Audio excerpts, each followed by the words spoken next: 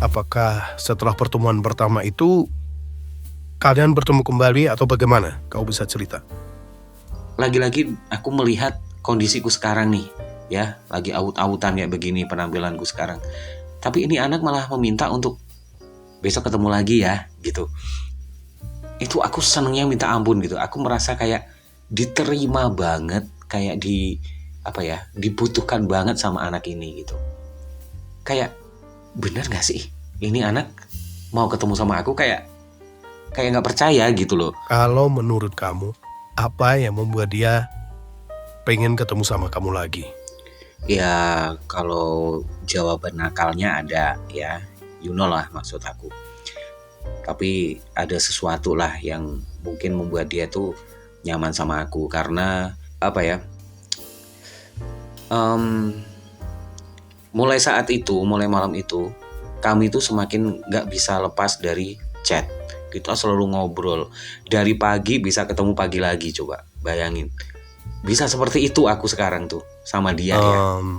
Berarti secara nggak langsung si A ini udah benar-benar bisa ngubah kamu ya menjadi orang yang lebih care sama chat orang lain, lebih care sama telepon orang lain. Intinya kamu bisa diajak ngobrol lewat WhatsApp.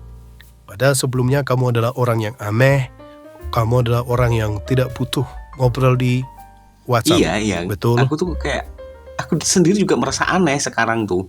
Dengan kebiasaan-kebiasaan ini aku juga merasa aneh. Itu kan berdasarkan pengalamanku pribadi. Selama kita jalan dulu, oke? Ya, aku seneng dengernya. Berarti anak ini membawa sesuatu yang positif buat kamu. Iya.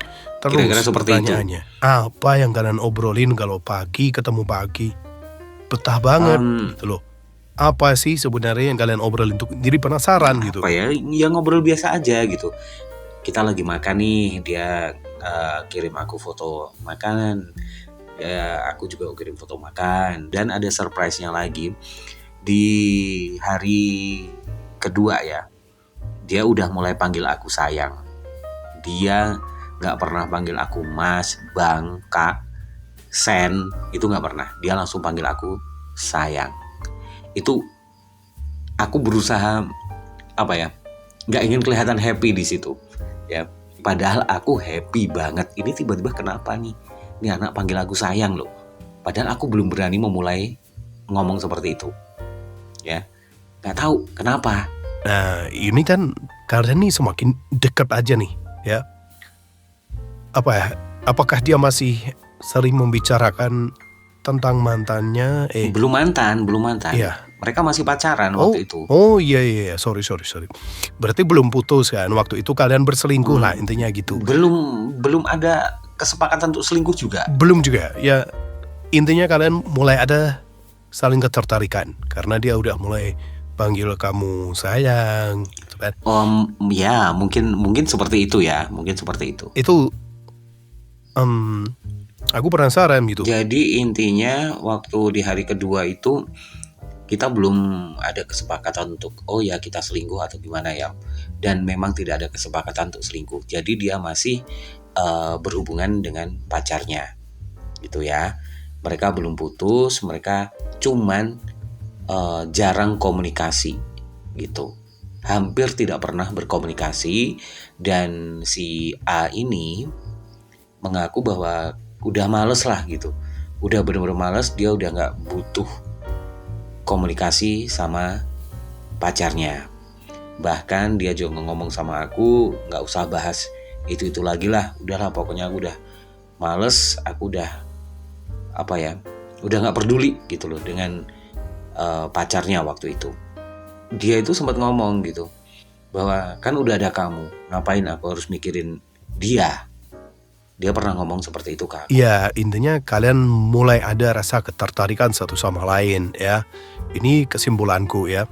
Terus kenapa dia tuh sampai benar-benar udah ngomong, kan udah ada kamu, ngapain aku mikirin dia. Itu artinya dia tuh kayak benar-benar udah ogah gitu kan.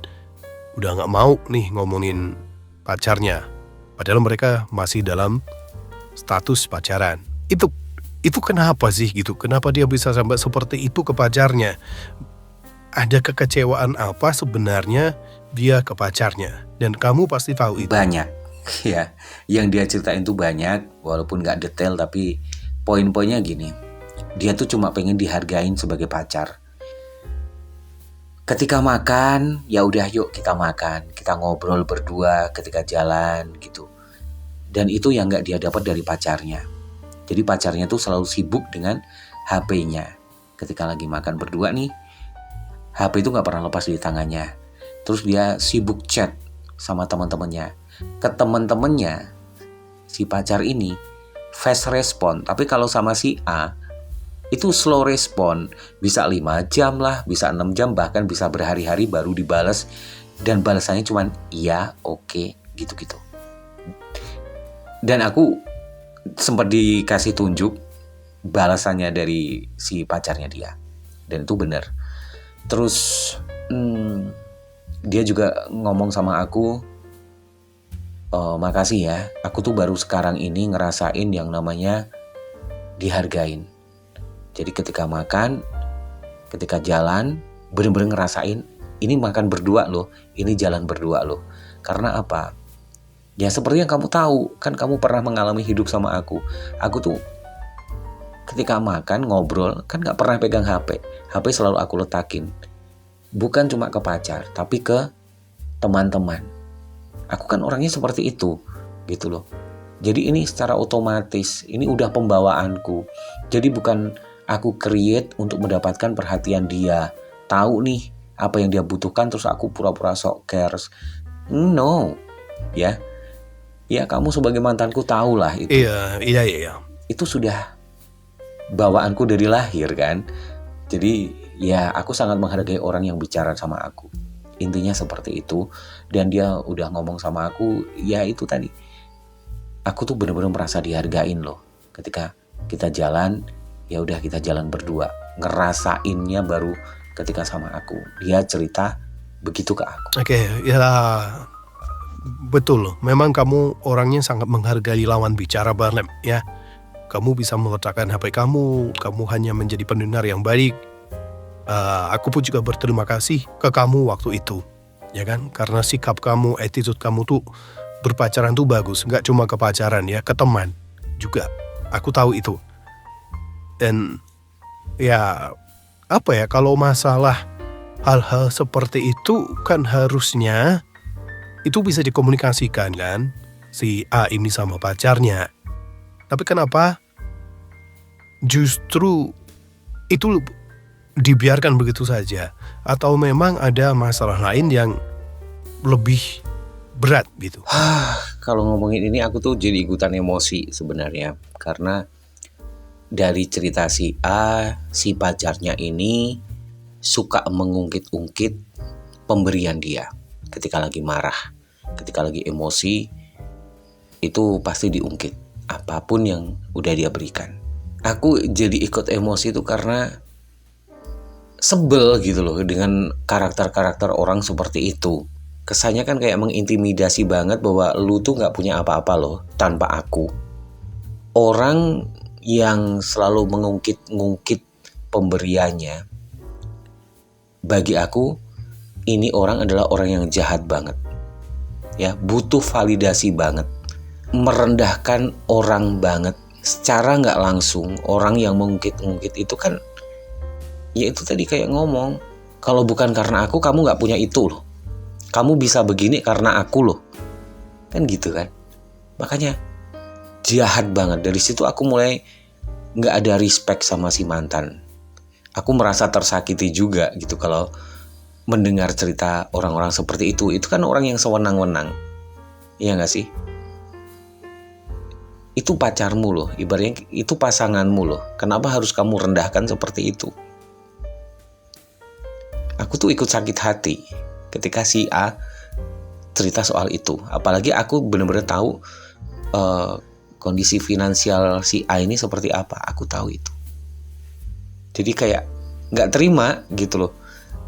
Makanya aku tuh sejak makin tahu cerita-cerita si A tentang pacarnya ini, karakter pacarnya ini, aku langsung oke deh, kalau kamu jadi pacarku, aku pengen kamu tuh bisa ngebanggain, jadi kebanggaan keluarga kamu. Aku bakal membantu itu semua. ya.